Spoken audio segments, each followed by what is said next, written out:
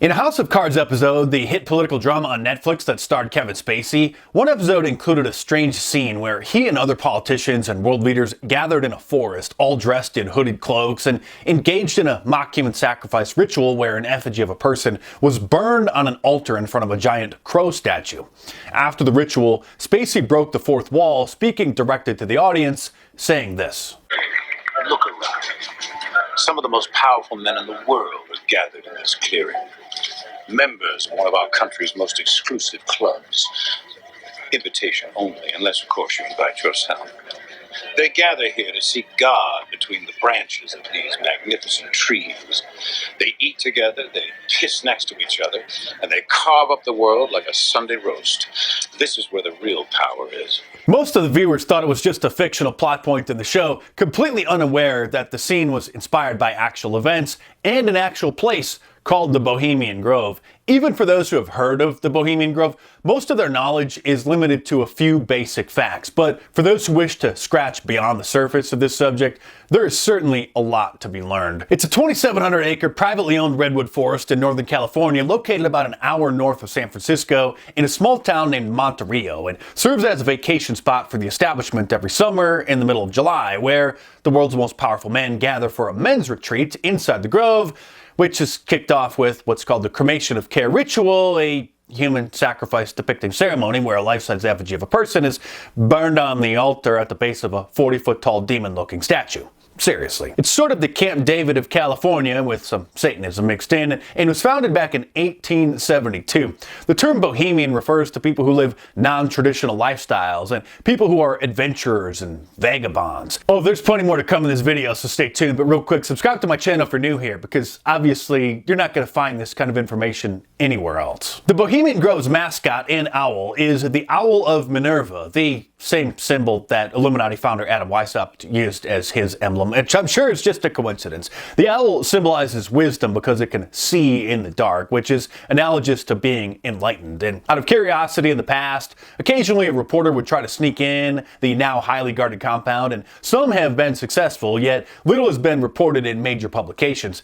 Membership lists and program guides have sometimes been stolen and published by employees. And in the 1980s, a group called the Bohemian Grove Action Network dedicated themselves to doing just that. The patron saint of the Bohemian Grove is St. John of Nepomuk, and a large statue of him stands inside the grounds with him holding his index finger over his mouth, signifying secrecy and reminding members to keep their mouths shut. A patron saint is someone who embodies a group's philosophies or goals, and John of Nepomuk received the confessionals of the Queen of Bohemia in the 1300s, and when pressured by the king to reveal her confessions after he suspected her of cheating on him, St. John refused and was killed by the king. So basically, he symbolizes Robert De Niro's gangster gospel in Goodfellas, that you never rat on your friends and you always keep your mouth shut, which is why there's a life-size statue of John of Nepomuk standing prominently in the Bohemian Grove. An advisor to Presidents Ford, Nixon, Reagan, and Clinton named David Gergen, who also worked as a CNN contributor,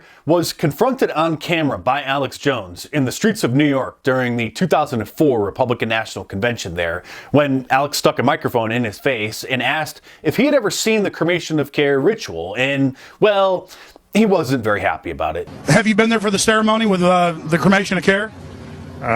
Frankly, I don't think that's something I need to talk to you about. Really? That's right. Well, I'm Alex Jones, and I snuck in there in 2000. I'm the guy that blew it wide open and got the video. It's been on national TV. Well, I disrespect you for that. You do? I do. But it's a lot of big public officials going in there. You Don't we deserve to know? You took an. I don't know anything about you, and I don't know anything about your film. But if you go in there with an understanding, you violated that understanding by releasing that film, and I don't respect you for that. Really? But we have public officials. I'm sorry. You took an understanding when you went in there that you would not do that film, and you did you have an understanding when you went in there? No. Did you crash it? Yes. Yeah, and it has no trespassing signs there too, doesn't it? No, they put them up after. Oh, I'm sorry. Just walked in. I'm sorry, sir. I've been there before. I know what the circumstances are, and I'm sorry you violated the understandings. That was not a gentlemanly thing to do. But what about the ritual? Is the ritual genuinely?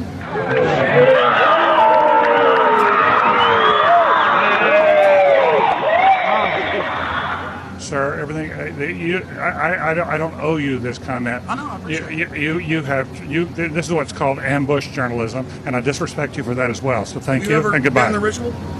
That's none of your damn business. Well, isn't he a little sensitive? The club is divided into over 100 different camps inside the grounds, each one having anywhere from a dozen to around 100 different members. Each individual camp has its own sleeping quarters, kitchen, bar, and each one has a captain that's responsible for managing that territory. Each camp has a different name and tends to contain members who work in the same field. For example, the Hillbillies camp is comprised mainly of men who work in business and bankers and politicians who are from Texas. The Mandalay camp includes mainly political figures such as former presidents and defense contractors. Owl's Nest is another elite camp of former presidents and high-ranking military personnel and defense contractors. And sociologist Peter Phillips, who earned his PhD by writing his doctoral dissertation on the Grove in 1994, by the way, wrote, quote, "Sharing a camp together at the Grove gives Bohemian directors of major U.S. policy councils ample opportunity to discuss current affairs and socioeconomic policy issues. Watching and listening to the reactions to the lakeside chats by various Bohemians also gives policy directors an opportunity to evaluate policy concerns from the broad sampling of the American corporate business community encamped at the Grove." In this sense, the Grove serves as an informal evaluatory feedback process to the top socioeconomic, domestic, and foreign policy councils in the United States. The Midsummer Encampment, as their annual gathering is called, lasts 2 weeks from the middle of July to the end of the month, with some members and guests coming for a weekend and others staying several days or even an entire week or longer. Every afternoon during the 2 weeks, a lakeside chat is given at 12:30 in the afternoon, just after lunch, where a political insider or industry leader gives a 30-minute talk on his area of expertise. And that's just the beginning of how this club functions as a consensus-building mechanism for the ruling elite. It's been rumored that Alan Greenspan was chosen to be nominated as the chairman of the Federal Reserve after a meeting in the Grove, and Arnold Schwarzenegger's successful bid for governor of California was given the green light by insiders in the Grove as well. And there's even a famous photo taken in 1967 showing Ronald Reagan, then governor of California, and Richard Nixon, who would be elected president the following year, sitting next to each other where they are said to have coordinated their political careers. Nixon would later admit in his memoir that, quote, "Because this speech traditionally was off the record, it received no publicity at the time, but in many important ways, it marked the first milestone on my road to the presidency." Privately, however, the Nixon White House tapes reveal he had other things to say about it. Let's look at Northern California. You understand? Yeah. You know what's happening in San Francisco just gone. It's clear over. I know that, but it isn't just down in the rowdy part of town. But the upper class in San Francisco is that way. The Bohemian Grove that I attend, one time at a time, the Easterners and the others that come there. But it is the most goddamn thing you will ever imagine. The San Francisco crowd that goes in. It's just terrible. I mean, I don't want to shake hands with anybody in San Francisco. Despite claiming that the Grove is just a vacation spot, no business is conducted during the encampment, the Manhattan Project, the plan for the atomic bomb, was actually hatched inside the club. Aside from the atomic bomb being born in Bohemian Grove, the United Nations was also conceived in the Bohemian Grove as well. The club has a limited number of rare yearbooks that are occasionally printed for members called the Annals of the Bohemian Grove that contain photos of attendees dressed in drag, along with pictures of the cremation of care ritual, so the men can reminisce about their time there. I've been able to obtain several copies of these, since every once in a while they'll find their way out into the public after older members die and their book collections are sold at estate sales or donated to charity. In one annal, there is a photograph of George Bush Sr. and George W. Bush standing at a podium giving a lakeside talk in 1995, where Bush Sr. reportedly told the audience that his son would make a great president one day. The first book dedicated to exposing the Bohemian Grove was published in 1974, titled The Bohemian Grove and Other Retreats, written by William Domhoff, a sociologist and professor who taught at the University of California, Santa Cruz. In it, he explains that